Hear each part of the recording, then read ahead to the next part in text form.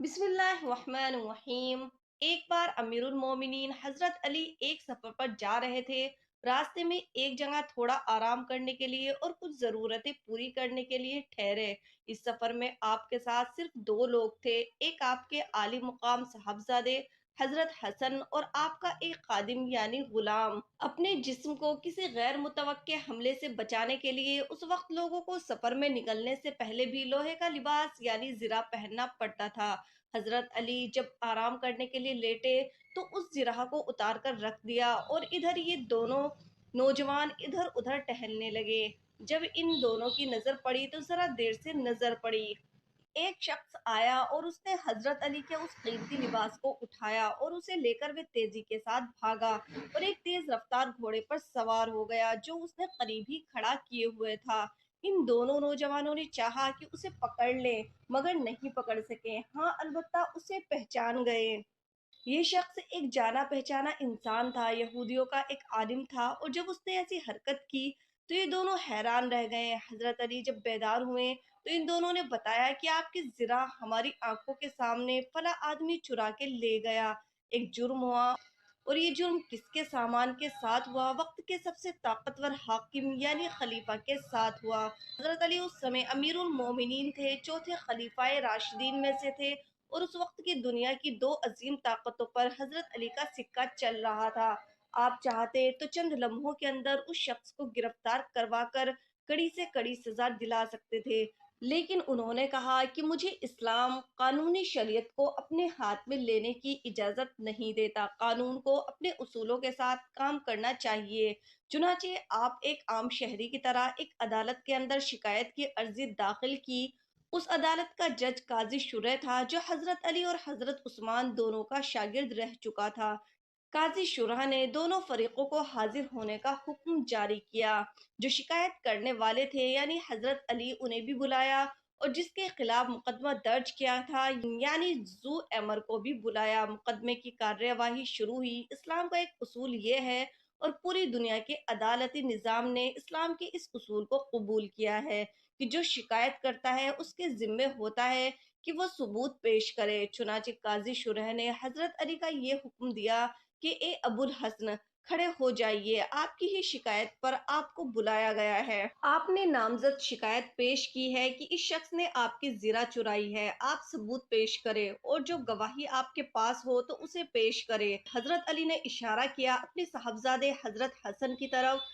हजरत हसन खड़े हुए और गवाही देने वाली जगह पर पहुंचे। उन्होंने कायदे के मुताबिक अपना तारुफ दिया। मैं हसन इब्ने अली हूँ, और मैं उस सफर में अपने वालिद हजरत अली के साथ था, और मैंने अपनी आंखों से देखा जब फला जगह पर ये वाकया पेश आया।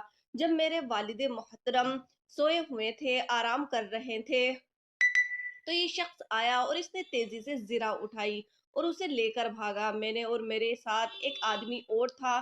हमने इसे पकड़ने की कोशिश तो की, मगर हम कामयाब नहीं हुए, मगर हमने इसे पहचान लिया। मैं गवाही देता हूँ कि इसी शख्स ने मेरे वालिद की जिरा चुराई है। काजी शुरह ने गवाही सुन ली, लेकिन उसके बाद कहा कि इस्लामी कानून के मुताबिक बेटे की गवाही बाप के हक में काबिल कबूल नहीं है, लिहाजा ए हसन, तुम्हारी गवाही नामंजूर की जाती है। हजरत हसन चुपचाप बैठ गए। हजरत अली के पास जो दूसरा गवाह था, आपका गुलाम था, उसको इशारा किया, वह खड़ा हुआ, और उसने भी उसी जगह जाकर उसी तरीके के मुताबिक अपना तारुफ कराया, उसी तरह गवाही दी। काजी शुरह ने तमाम गवाही सुन ली और सुनने के बाद कहा, इस्लामी कानून के मुताबिक गुलाम की गवाही अपने आका के हक में काबिल कबूल नहीं, लिहाजा तुम्हारी गवाही भी नामंजूर की जाती है। और ए अबुल हसन, अगर आपके पास और कोई गवाही हो तो ले आइए। हजरत अली ने कहा कि काजी साहब, मेरे पास इन दो गवाहों के अलावा कोई गवाह नहीं है। उस सफर में मेरे साथ सिर्फ ये दो थे, मैं कोई तीसरा गवाह पेश नहीं कर सकता। मुद्दई की बात सुन ली गई, और अब जो दूसरा फरीक था उसकी बारी आई। काजी शुरह ने उसको मौका दिया और कहा, जू एमर, तुम अपनी सफाई में जो कुछ कहना चाहते हो कहो। उसने कहा कि इल्जाम बिल्कुल झूठा और गलत है, मैंने इनकी कोई जिरा नहीं चुराई, और ये बिल्कुल झूठी शिकायत है जो आपकी अदालत में दर्ज की गई है।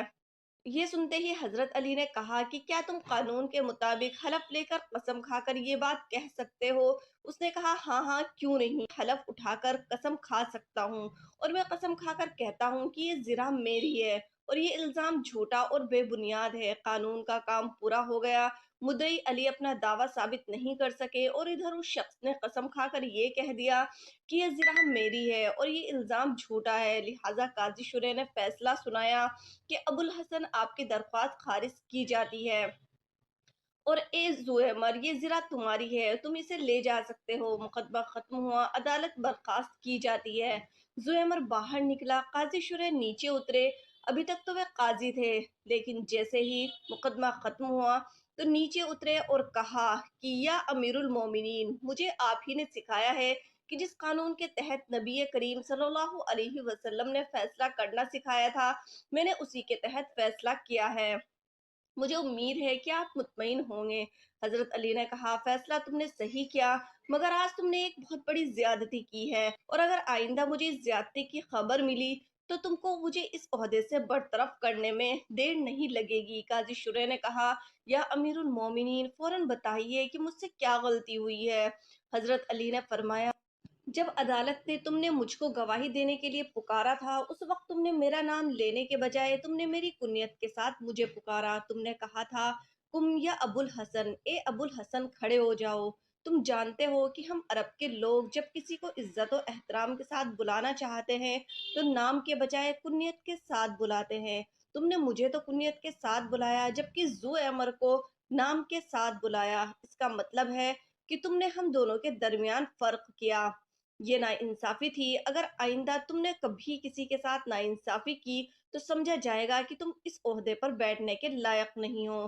काजी शुरे ने कहा कि या अमीरुल मोमिनीन, मेरा दिल नहीं जानता था कि जब आप खड़े थे और मैं बैठा था तो मुझ पर क्या गुजर रही थी। मैं आपके कदमों की खाक के बराबर नहीं हूँ, लेकिन जब तक अदालत चलती रही मैं अपना फर्ज अदा करता रहा, लेकिन उस वक्त मैं अपनी जबान पर काबू नहीं कर सका।